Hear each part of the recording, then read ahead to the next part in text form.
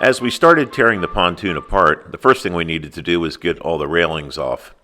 That way we could look at the carpeting and the decking underneath.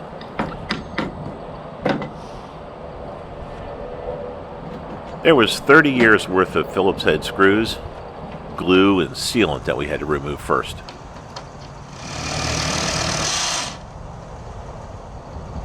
Next came off the 20-foot long side rails that gave us access to the bolts underneath of the deck.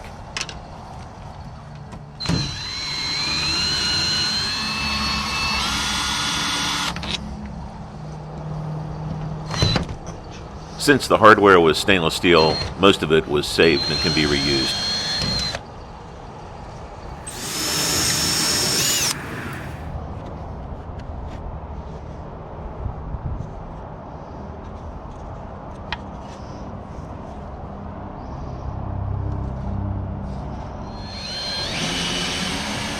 A few more bolts and my wife and I were able to remove the railing off the side.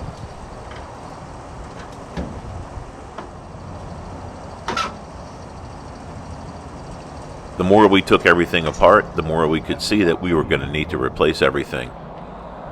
The carpeting and the decking was just shot, and actually, in some places, the carpeting was two different colors, meaning it had been replaced at some point. A lot of the wood just turned to dust. I'm trying to envision what everything is going to look like when it gets put back together. For instance, the ignition switch. Also, you never know what you're going to find when you take this apart.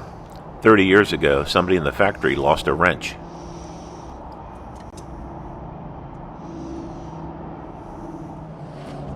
We were going to be replacing all the electrical wiring anyway. Some of it was connected and some of it wasn't, so we just started cutting that up and pulling that out.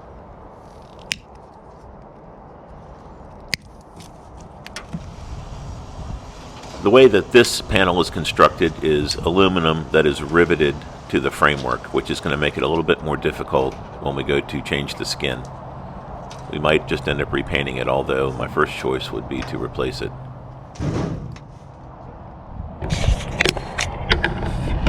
Hey, little guy, wherever you are. Yeah, everything is looking pretty good. We frequently buy pieces of shit. We try playing. Yeah, we'll get her going. All right, everything up there is looking pretty good, though.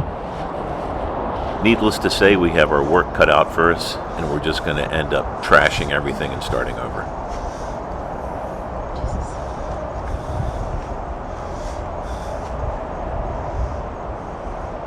I mean,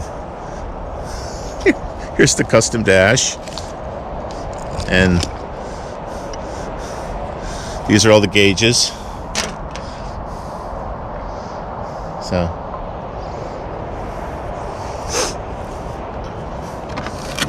it's gonna take me a minute to figure this one out, but yeah, that's good to go. And then here, I'm just gonna need to sand this. I'm going to revarnish it. Actually, all the gauges are going to be replaced with a multifunction display. Now it was time to try to pull the carpeting up and look at the wood underneath. We knew that we were going to be replacing the wood, but we still had to get the carpeting up to get access to the screws. The two seats up front were screwed down with the type of screws that you use to build a lanai. So we had to use vice grips to get those out. And then the old-fashioned way to get the carpet up, a shovel.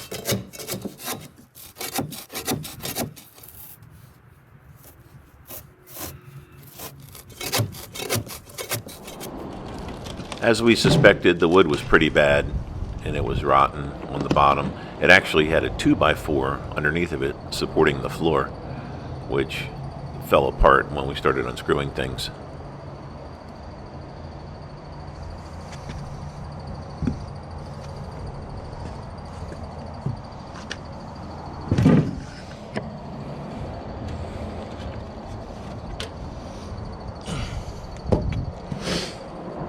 All of the plywood decking is going to be replaced with 3/4 inch marine grade plywood that has been treated.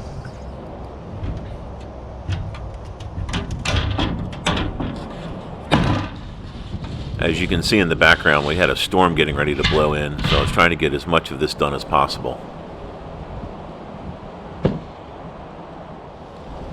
These are the wires for the port side navigation lights.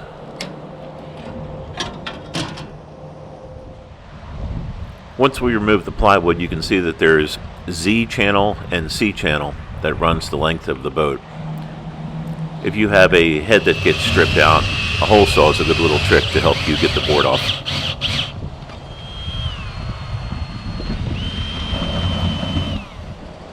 I always like to start my projects with dead batteries.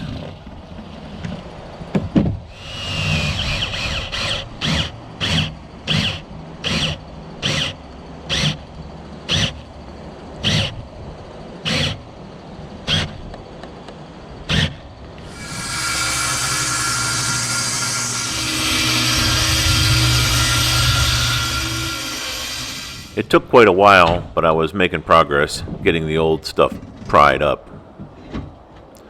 When I replace the plywood, there's going to be tar tape on top of the channel, which will help prevent water from coming up between the boards. That'll be in the next episode. I also discovered that an oscillating multi-tool with a wide head on it is really good for cutting carpet glue.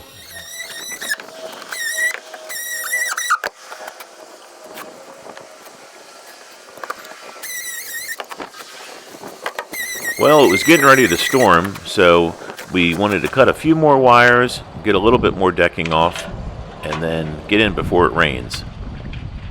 Join me in the next episode when I will be installing new decking and new flooring. As always, thank you for watching.